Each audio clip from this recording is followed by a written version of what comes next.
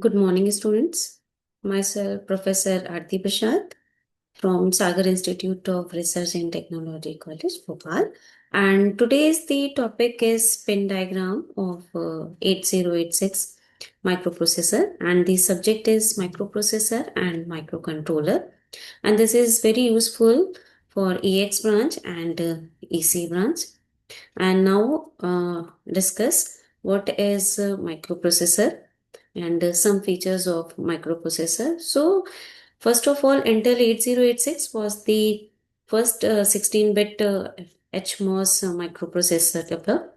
All the limitation of 8-bit microprocessor 8085 is overcome by 16-bit microprocessor that is called 8086, and it is very powerful processor in terms of advanced architecture and powerful instruction sets, and it is available in 14 pin DIP. DIP stand for dual in package 40 pin ICs, and it use plus 5 volt supply for its operation, and it uses 20 address line buses, and it has 16 bit data bus, and also 20 line of the address bus operate in multiplex mode, means uh, address bus and data bus both are same use, and 16 low order address bus have been multiplexed with data, and other 4 higher order bus line have been multiplexed with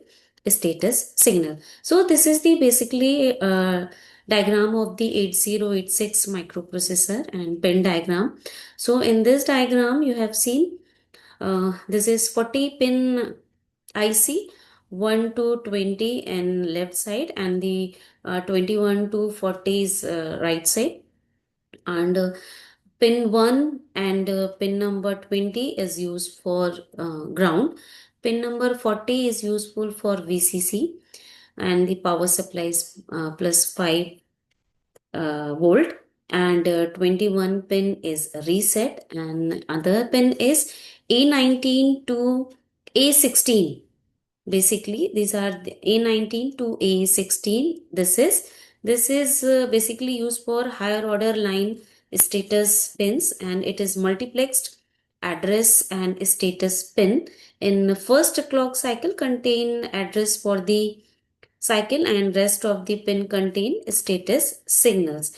And here AD0 to AD15, this is the it is useful for it is time multiplex address data pin, which contain address and data, uh, address in first clock cycle and data for next clock cycle.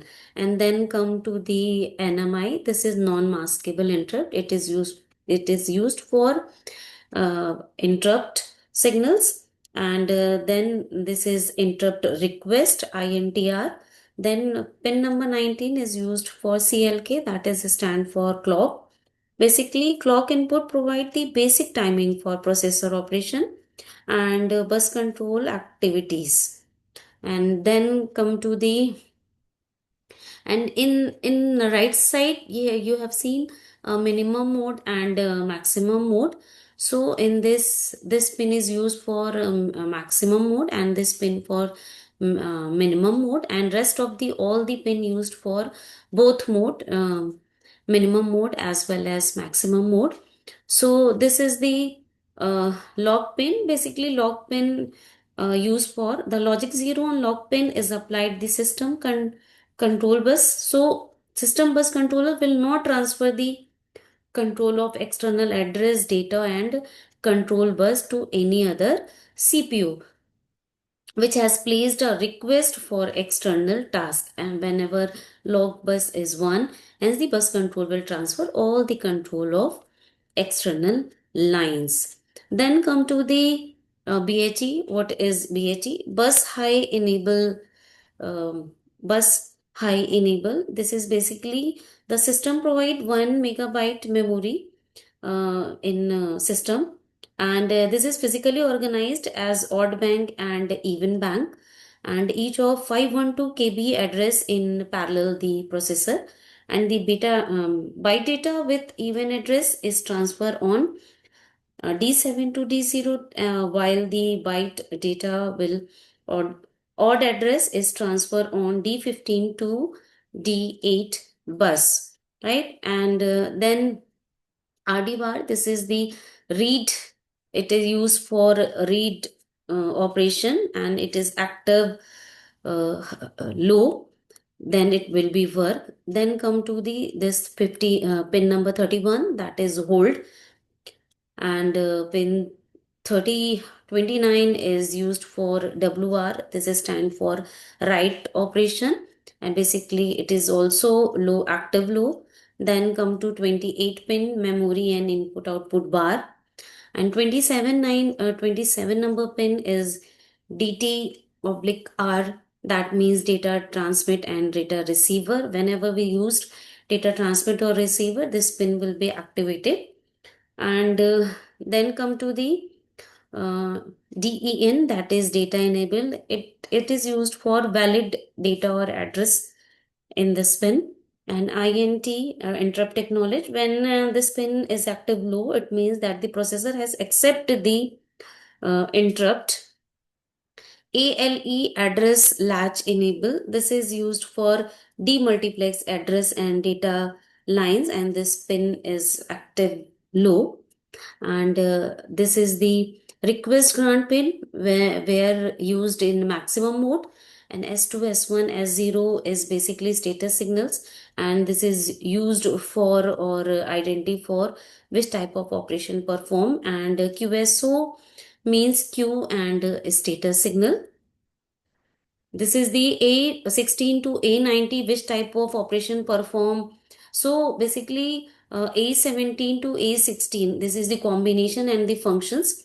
When 00 combination, extra segment access, 01 stack segment access, 10 code segment access, and 11 is data segment access. And the multiplexed status signal S3 and S4, and S5 for used interrupt status signal, and S6 is always low logic and reserved for future used.